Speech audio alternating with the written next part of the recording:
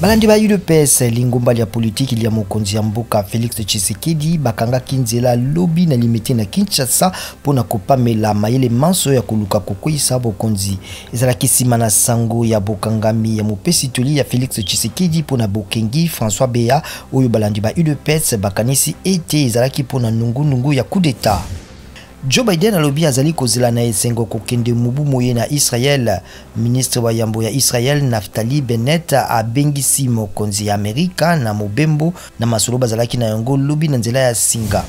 Bokutani lelo kati na Emmanuel Macron ya France na Vladimir Poutine ya Russie pona matata kati na Russie na Ukraine. Mokonzi ya France asololaki lobi na nzela ya singa na Joe Biden ya Amerika pona yango. Lelo mosala mozalaki te kasi batu bafutami na Sénégal pona elonga ya yambo ya balio ya tiranga na finale ya Coupe d'Afrique des Nations lobi na batirobi likolo na Egypte na Yaoundé na Cameroun.